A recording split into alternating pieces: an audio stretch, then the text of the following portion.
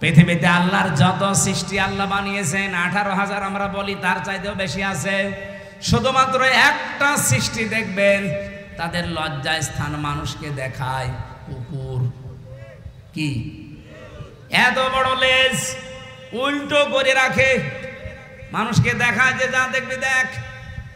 আমার তো মনে হয় এই দেশে যারা নিজেদের উলঙ্গ অর্ধ উলঙ্গ পোশাক আশাক পরে বিভিন্ন গোপন অঙ্গগুলো মানুষকে দেখি আরো আনন্দ পায়, এরা আর কুকুর সমান। আমি এত নিচে নামতাম না। আপনার একটু লজ্জা লাগে না এমন খারাপ পোশাক পরে রাস্তায় আসেন? মানুষ আপনাকে দেখে কত রকমের আজে বাজে কত রকমের নিম্ন কথা বলে আপনি জানেন? আপনি যখন রাস্তা দিয়ে আপনার বউকে উলঙ্গ অর্ধ উলঙ্গ করে মোটরসাইকেলে নিয়ে যান, কত যুবক রাস্তায় দাঁড়িয়ে বলে মাল গেল। আর আপনার বউকে দেখে যদি কেউ বলে যে মাল গেল, ওই মালের পেটে আর ভালো মাল আল্লাহ দেবে না। কারণ মেয়েদের এই কয়েক ইঞ্চি পেট, এটা খুব দামি জায়গা। এখানে যার নজর যত খারাপ পড়বে ওখান থেকে খারাপ জিনিস ডেলিভারি আসবে। বলে যে হুজুর দোয়া করেন ছেলে যেন আব্দুল কাদের জেলানির মতো হয়। ছেলে আব্দুল কাদের জেলানি এমনি হবে? আপনি আব্দুল কাদের জেলানির জীবনী পড়েন, তার মা কোন ধাঁচের ছিলেন। হযরতে আব্দুল কাদের জেলানি রহমতুল্লাহ আলাইহি যে মায়ের পেটে এসেছিলেন, ওই মা বাসর রাতে, স্বামী বাসর রাতে ঢোকার পরে দৌড় দিয়েছে আবু মুসা জঙ্গি রহমতুল্লাহ আলাইহি। আমি তার জীবনী পড়তে গিয়ে এটা পেয়েছি। আল্লাহ পাক একেবারে সর্বশেষ যখন সব চাইতে বেশি রাগান্বিত হয়ে যায় কারো উপরে, যখন দেখে লোকটা সুদ খায়। এদেশে তো সুদ নেই। হ্যাঁ, এদেশে হয়তো ব্যাংকিং ব্যবস্থায় যে সুদগুলো অনেকে করেন না, কিন্তু ওই যে টাকা ছেড়ে রাখেন, টাকা আসে। 1000 টাকা দিয়ে রাখলে 100 টাকা করে মাসে মাসে বেশি দেয়। এই সিস্টেমে আছেন কারা দেখি তো বলেন? লিল্লাহি তাকবীর। ও এই এলাকায় নেই, আলহামদুলিল্লাহ। যদি কেউ করে থাকেন আশা করছি আপনি এই অন্যায়টা ছেড়ে দেন, নয়তো আপনি নামাজও পড়েন, মায়ের সাথে জিনাও করেন। একটা নিকৃষ্ট শব্দ এটা। সন্তান যত খারাপ হোক বলেন তো মায়ের সাথে জিনা করা এটা সম্ভব? হ্যাঁ বলেন। অথচ হাদিস এটা যারা সুদ খায়, 1 টাকা পরিমাণেও যারা সুদ খায়, ওই জন্য 1 বার 2 বার না, মায়ের সাথে 33 বার জিনা করে। আল্লাহ তুমি আমাদের দেশের মানুষকে এই মহা পাপ থেকে বাঁচাও। আরো জোরে বলেন। তাহলে মুসলিম শরীফের হাদিসের বাক্য ছিল 4টা কাজে আল্লাহ খুশি, আর এই 4টা কাজে আল্লাহ বেজার।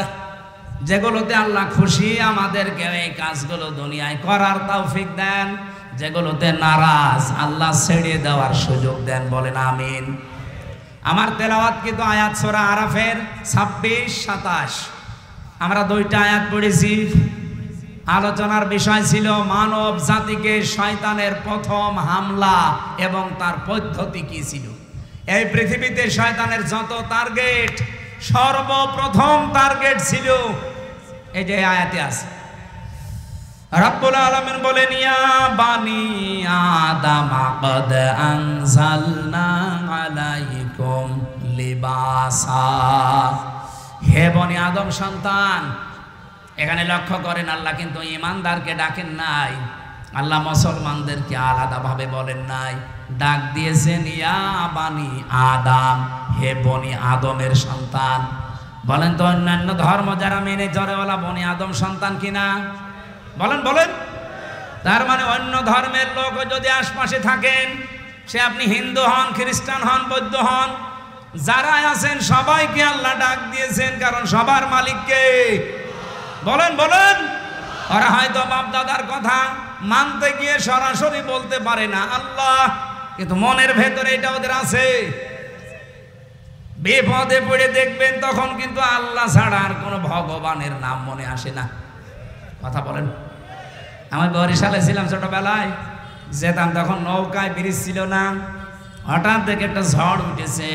আমরা তো পড়ছি লা ইলাহা ইল্লা আনতা সুবহানাক, পাশে আমার দেখে এক দাদা হিন্দু আর দাদি, ওরা বলছে লা ইলাহা ইল্লাল্লাহ। কি গো, চেহারা দেখে তো মনে হচ্ছে অন্য ধর্মের লোক। কালেমা পড়েন, মুসলমান হয়েছেন? বলছে না। পড়েন কি করে? বলছে যে ঝড় উঠেছে এ কালী দুর্গার কাজ না, আল্লাহ লাগবে। মানে সবার মনের ভেতরে আল্লাহ একজন আছে, কিন্তু বাস্তবের খাতিরে অনেকে বলতে পারে না।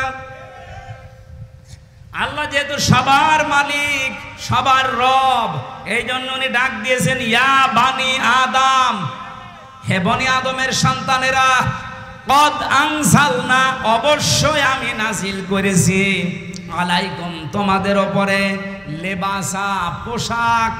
কি করে এই পোশাক তোমাদের? ইওয়ারি সাওয়াতিকুম রিসা, তোমাদের লজ্জা নিবারণ করে। 2 নম্বরে তোমাদের সৌন্দর্য বৃদ্ধি করে। এই একটু খেয়াল করেন এদিকে, এই জরুরি না হলে উঠেন না তো ভাই। এলাকায় কি বিড়ির ফ্যাক্টরি আছে স্যার? অনেকের বিড়ির নেশা লাগে, তো ওই যশোর এলাকায় গেলে বিড়ি আছে, একটু পরে দেখে উঠে যে বিড়ি খেয়ে আবার আসে। এরা আবার বিড়ি খেতে যাচ্ছে নাকি?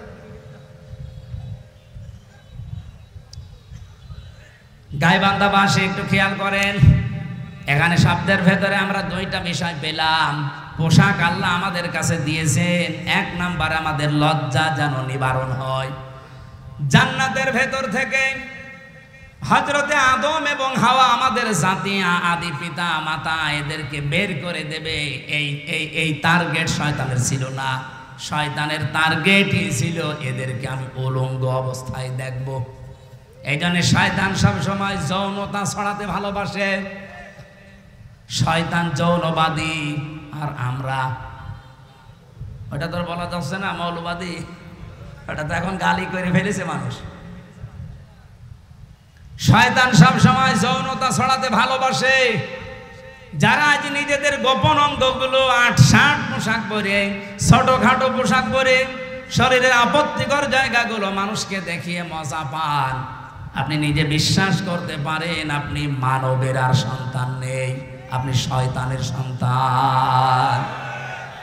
পৃথিবীতে আল্লাহর যত সৃষ্টি আল্লাহ বানিয়েছেন 18,000 আমরা বলি, তার চাইতেও বেশি আছে।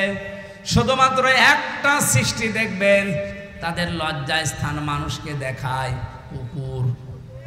কি এত বড় লেজ উল্টো করে রাখে, মানুষকে দেখায় যে যা দেখবি দেখ। আমার তো মনে হয় এই দেশে যারা নিজেদের উলঙ্গ, অর্ধ উলঙ্গ পোশাক আশাক পরে বিভিন্ন গোপন অঙ্গগুলো মানুষকে দেখি আরো আনন্দ পায়, এরা আর কুকুর সমান। আমি এত নিচে নামতাম না। আপনার একটু লজ্জা লাগে না এমন খারাপ পোশাক পরে রাস্তায় আসেন? মানুষ আপনাকে দেখে কত রকমের আজে বাজে, কত রকমের নিম্ন কথা বলে আপনি জানেন? আপনি যখন রাস্তা দিয়ে আপনার বউকে উলঙ্গ, অর্ধ উলঙ্গ করে মোটরসাইকেলে নিয়ে যান, কত যুবক রাস্তায় দাঁড়িয়ে বলে মাল গেল। আর আপনার বউকে দেখে যদি কেউ বলে যে মাল গেল, ওই মালের পেটে আর ভালো মাল আল্লাহ দেবে না। কারণ মেয়েদের এই কয়েক ইঞ্চি পেট, এটা খুব দামি জায়গা। এখানে যার নজর যত খারাপ পড়বে, ওখান থেকে খারাপ জিনিস ডেলিভারি আসবে।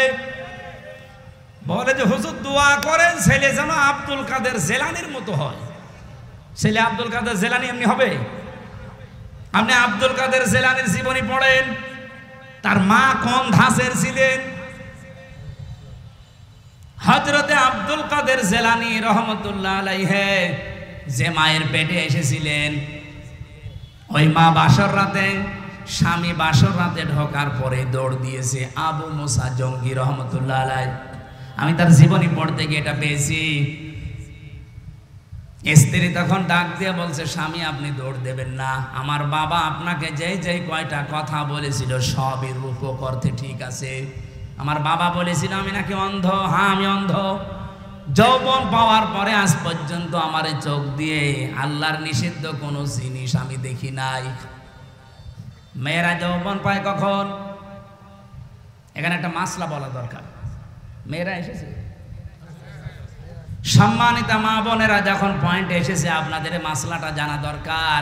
মেয়ে মানুষেরা যৌবন প্রাপ্ত হয় যখন তাদের শরীর খারাপ হয়, সেটা 12 বছর 15 বছর 16 বছর যাই হোক, যখনই শরীর খারাপ হবে ওই দিন থেকে তাদের নামাজ এবং রোজা ফরজ।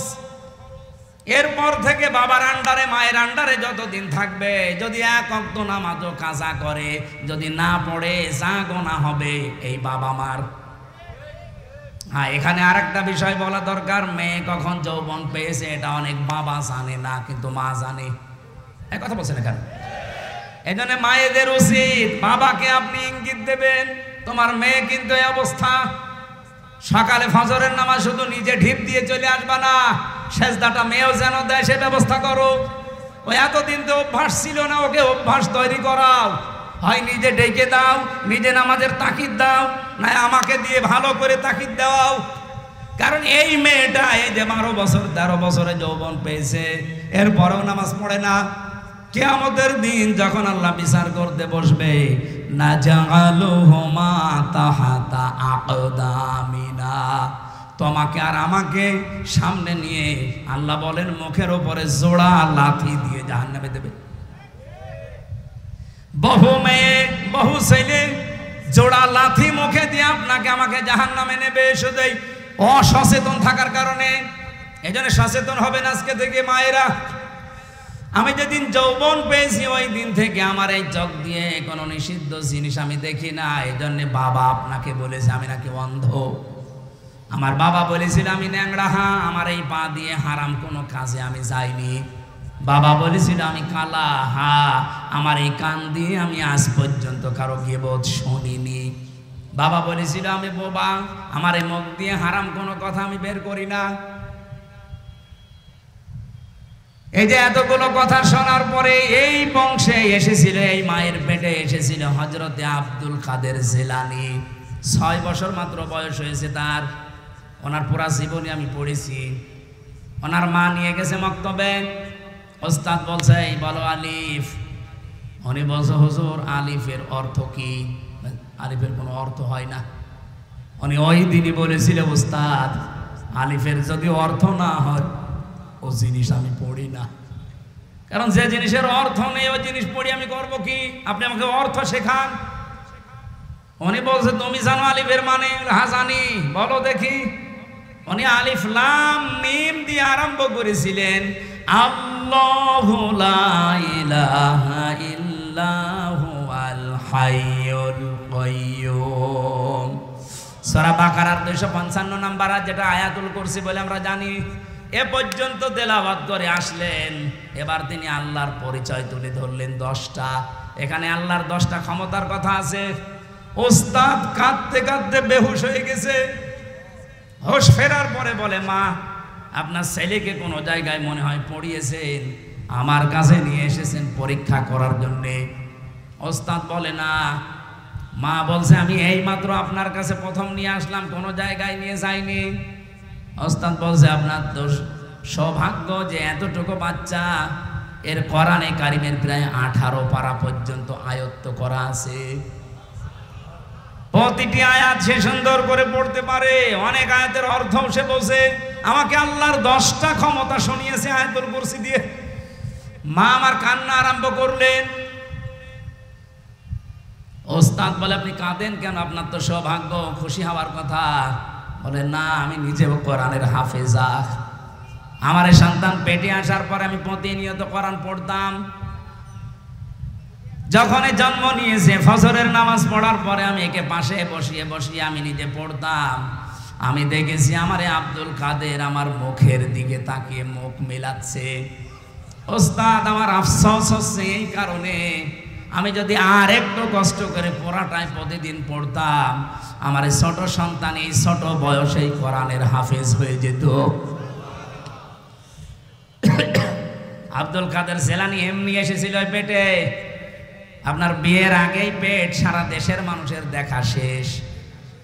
এমন ব্লাউজ গায়ে দিয়েছে মনে হচ্ছে ফুটবল খেলার মাঠ। কথা বলছেন এখন? এই দিক থেকে একটা ফিতা, ওই দিক থেকে আর একটা ফিতা, মাঝখানে দিয়েছে গেরো, ওটা ফুটবল খেলার সেন্টার। কত মানুষ আছে বাসে নজর ওই দিকে দেয় নাকি? এলাকায় সব নেই। মা বোন যারা এসেছেন নিজেদেরকে রক্ষা করেন। আল্লাহ এর পরের শব্দে দিয়েছেন রিশা, শুধুমাত্র লজ্জা নিবারণ করার জন্য পোশাক দেয়নি, সৌন্দর্য বৃদ্ধি করার জন্য পোশাক আমি দিয়েছি। হ্যাঁ, এখানে ব্যাখ্যা দুইটা। আপনি শুধুমাত্র সৌন্দর্য প্রদর্শন করতে পারেন পোশাক আশাকের মাধ্যমে, বিবাহিতা মেয়েরা তার স্বামীর কাছে। কথা বোঝা যায়নি? আপনি পোশাকের দ্বারা যদি সৌন্দর্য বর্ধন করতে চান করবেন, কিন্তু কার জন্যে? স্বামী ছাড়া পৃথিবীর কারোর জন্য, এমনকি নিজের বাবার জন্যেও মেয়েদের সাজ করা জায়েজ নেই। আজকে যে পরকীয়া প্রেম বাড়ে, বহু মানুষকে আমি বলতে শুনেছি, হুজুর যেভাবে চাই ওইভাবে করে না। কি? আমি চাই আমার বউ রাতে নাইট ড্রেস পরে থাকবে, ও পরে না, এই জন্য আমি অন্য জায়গায় লাইন করি। এরকম মানুষ দেশে নেই? এখানে পরকীয়া প্রেম করেন কারা? হাত তোলেন তো দেখি। আলহামদুলিল্লাহ, এই জেলা তো একেবারে মানে তো মডেল জেলা, কোনো কিছুই নেই, যৌতুক নেই, পরকীয়া প্রেম নেই, ওসি তো খুব আরামে আছে।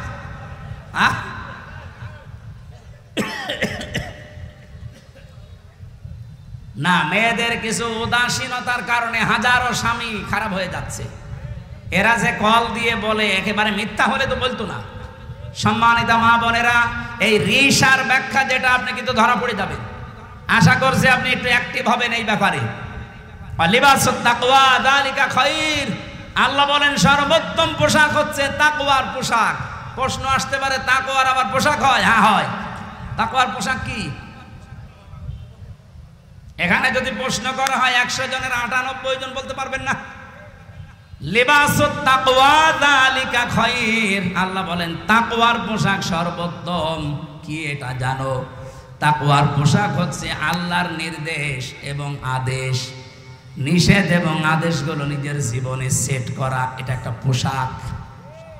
এই পোশাকটা আমাদের দেশে নেই, এমনকি পরিবেশও নেই।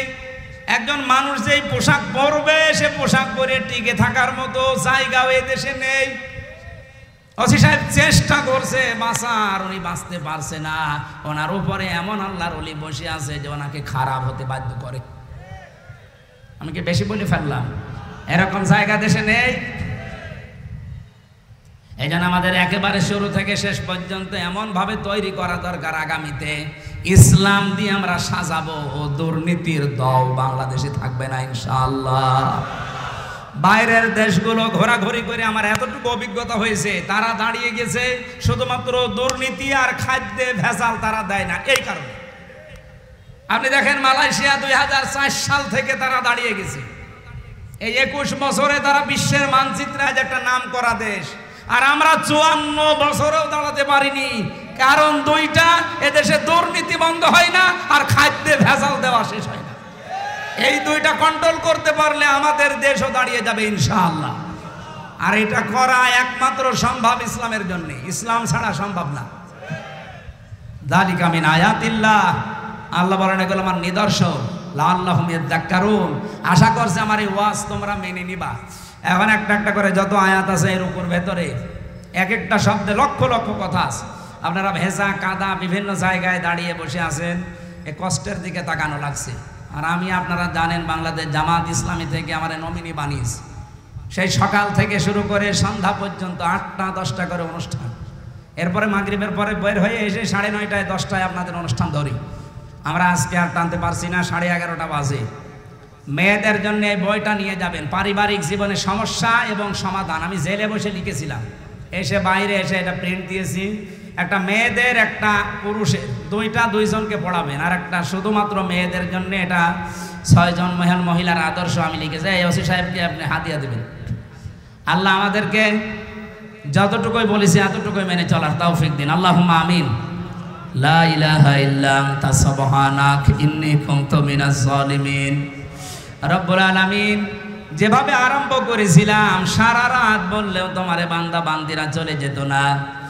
দিনের বেলায় বৃষ্টি হওয়ার কারণে জায়গাটা ভিজে গেছে, কাদা মাটি। এখানে অনেক কষ্ট করে সেই আসর থেকে বসে আছে কোরআনের জন্য। যারা এত পাগল, এই মানুষগুলোর